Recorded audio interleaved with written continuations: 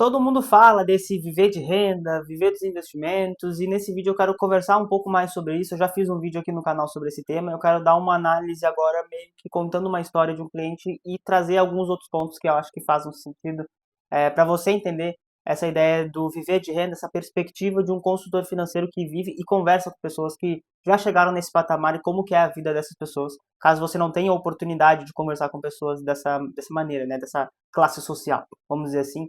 Então, eu quero te mostrar que não é bem assim viver de renda e quero trazer alguns pontos importantes de alguns casos, de novo, que são importantes e emblemáticos aqui da consultoria.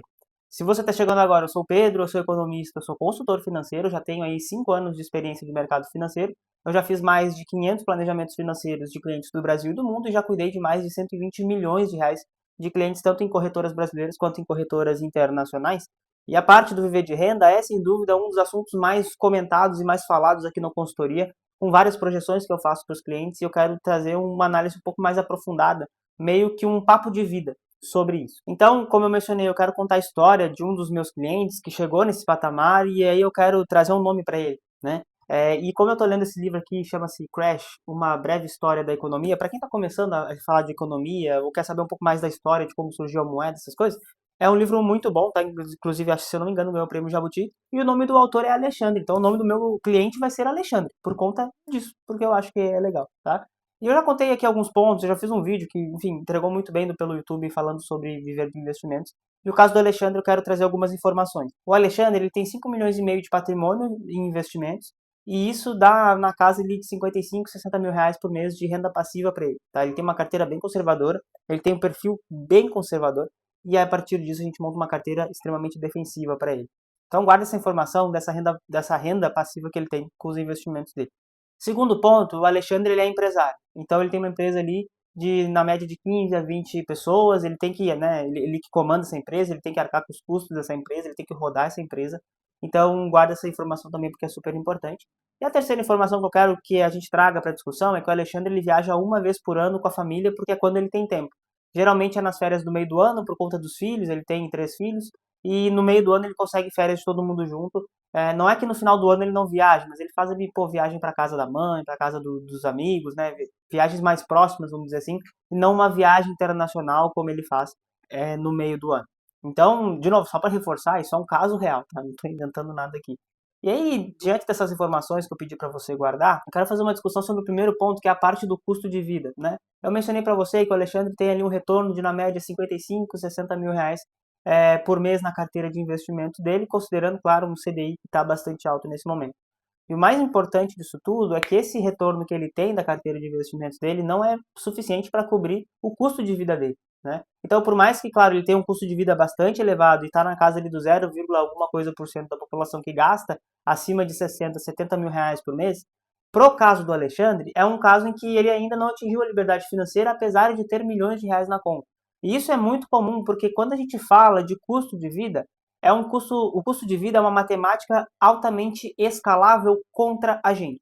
Deixa eu trazer um exemplo para você, tá? Hoje, o seu custo de vida, vamos supor que ele seja de 7 mil reais, vamos colocar dessa maneira.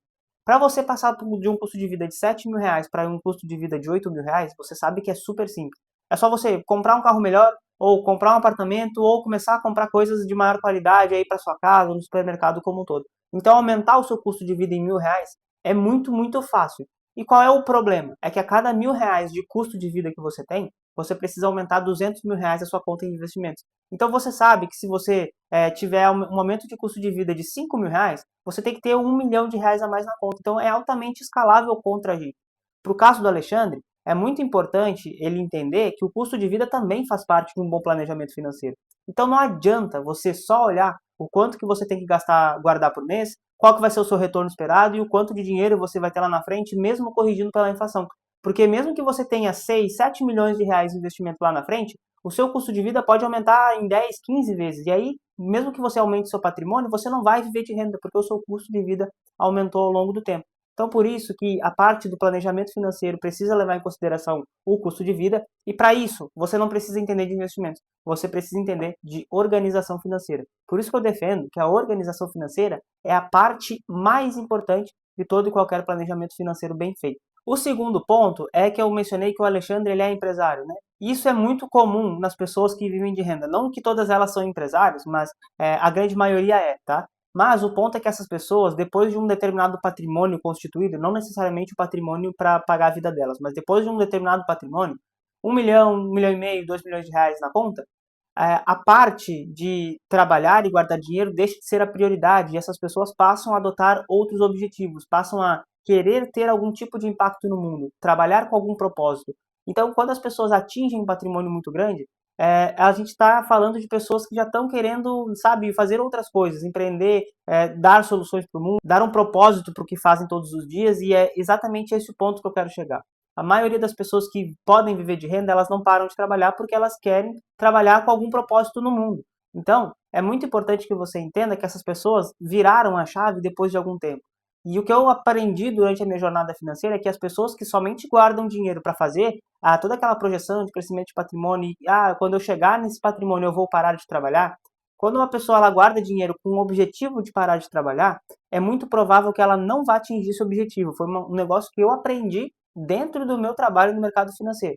Tem exceções? Pode ser que tenha. Eu não conheço nenhuma. Então, geralmente as pessoas que têm um bom potencial financeiro para frente são pessoas que trabalharam com algum tipo de propósito, têm algum senso de realização no trabalho que fazem e não necessariamente só querem guardar dinheiro para viver lá na frente, aos 50, 60 anos, viver de investimento.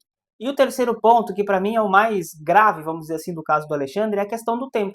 Então, o Alexandre ele não tem tempo, apesar dele ter um bom patrimônio e uma empresa que é consolidada, ele não tem tempo para fazer as coisas que ele quer. Ele não tem uma qualidade de vida à altura do potencial que ele tem para ter. Isso é um grande ponto e a partir daqui eu quero continuar esse vídeo de que geralmente as pessoas que querem viver de renda, viver dos investimentos, na verdade, são pessoas que não querem ter milhões de reais na conta. São pessoas que querem ter uma vida financeira organizada de tal forma que não tenham preocupação com o dinheiro.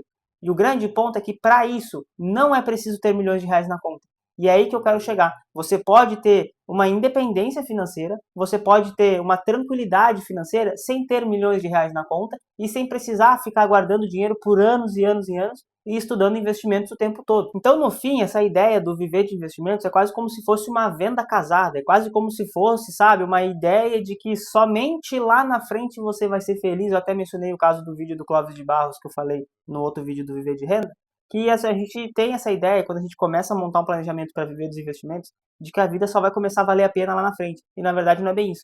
Mas no fundo, essa ideia do viver de renda não está atrelada a você somente ter um salário que vem dos seus investimentos. Está atrelada a você ter uma vida financeira sem preocupações com o dinheiro. E aí, de novo, para isso você não precisa de milhões de reais na sua conta. E aí a gente tem dois extremos. Tem a pessoa que trabalha e ganha pouco e ela precisa trabalhar para pagar as contas dela porque, enfim, os boletos estão aí batendo todos os meses na porta. E tem o caso do Alexandre, que ele bateu um bom patrimônio, ele tem um bom patrimônio, e mesmo assim ele não conseguiu chegar no mundo ideal. Existe uma confusão entre independência financeira e liberdade financeira. E tem muita gente procurando o objetivo errado.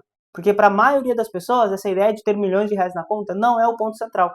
Para a maioria das pessoas, o ponto central é ter uma vida financeira organizada que leve e gere tranquilidade, que você conquiste seus objetivos e faça o que você quiser. Então, para a gente chegar nesse cenário onde a gente tem uma vida financeiramente organizada e uma vida onde o dinheiro não é um problema para a gente, existem alguns passos, eu coloquei 3 aqui nesse vídeo, que você pode adotar para chegar nessa ideia. A primeira delas é você planejar a sua renda de uma forma híbrida, ou seja, o quanto que você vai ter de renda ativa, trabalhando e fazendo o que você quer fazer, e o quanto que você quer ter de renda passiva, que os seus investimentos vão te pagar ao longo do tempo.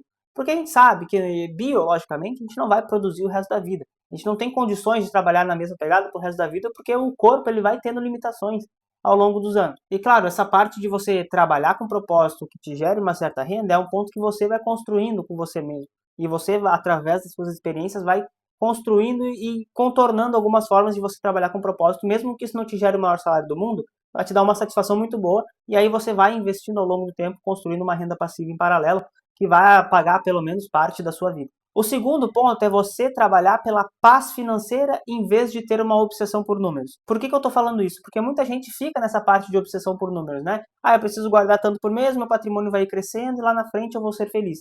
Não, você precisa ter objetivos no meio do caminho. A sua vida vai chamar você no meio do caminho, você vai querer viajar, você vai querer sair para jantar num restaurante que vai ser, sei lá, 2 mil reais um jantar em qualquer momento, você vai querer comprar um carro melhor, você vai querer comprar um apartamento com uma vista bonita.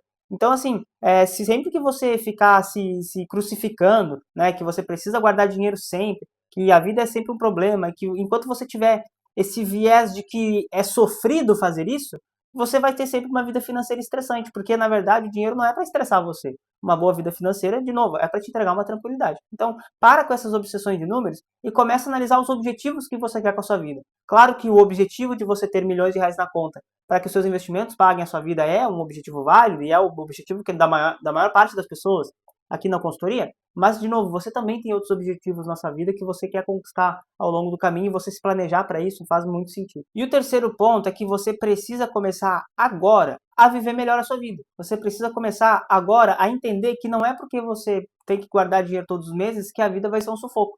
Então tem muita gente que ainda vive nesse cenário de que para guardar dinheiro todos os meses eu preciso cortar algumas qualidades de vida. E isso, claro, acontece para muitas pessoas. Mas tem outros tipos de pessoas com rendas um pouco maiores que podem guardar o dinheiro e aproveitar a vida ao mesmo tempo. E aqui que entra a grande parte do planejamento financeiro e da boa organização financeira. É você construir algo para o seu eu do futuro, enquanto o seu eu do presente também vai consumindo essas belezas aí que a vida tem para te entregar, e isso vai depender de cada pessoa. E aí eu quero te dizer que a grande realização financeira da sua vida não vai ser chegar na independência financeira. A grande realização na sua vida é você ter um plano concreto, um planejamento concreto, uma organização que faça sentido para você, e a partir disso você vai tendo muito mais tranquilidade em viver com e a partir do seu dinheiro. E sim, existe um método para isso, existe uma forma de você fazer isso, e eu construí meu próprio método e eu trago isso para os meus clientes. Se você está perdido na sua vida financeira, quer melhorar os seus investimentos, quer começar a investir mais todos os meses, eu vou deixar o QR Code na tela e o link na descrição para você fazer parte da minha consultoria. Nela, a gente vai fazer reuniões individuais, eu e você, com planos personalizados. Eu já mencionei aqui nos vídeos, mas eu tenho mais de 78 estratégias de organização financeira. Então, alguma delas vai dar certo para você e a gente vai conseguir aumentar o seu patrimônio, aumentar os seus objetivos de vida, melhorar, né, a forma de você alcançar todos esses objetivos. Então, deixo de novo aqui o QR Code na tela e o link na descrição para você falar diretamente comigo. Mas reflete, sabe, um pouco sobre isso, porque a gente tem muito esse viés de que dinheiro é sofrimento, sabe? Ah, para guardar eu preciso perder qualidade de vida. Para fazer isso eu preciso perder qualquer coisa. Ah, porque isso que eu quero buscar só demora anos e anos. E na verdade, dinheiro não é sofrimento, dinheiro é bem-estar, dinheiro é tranquilidade. Então a gente precisa moldar o nosso pensamento financeiro não para algo que a gente está olhando lá para frente, para daqui 20, 30 anos, mas para algo que acontece ao mesmo tempo, um planejamento lá para frente, evidentemente, mas que você não perca a sua qualidade de vida no hoje. Então você precisa equilibrar esses dois pratos e a organização financeira ela vai te entregar essa pauta. Se você gostou desse vídeo, já deixa o like, se inscreve no canal para o YouTube e entregar esse vídeo para mais pessoas. E eu espero você no próximo vídeo.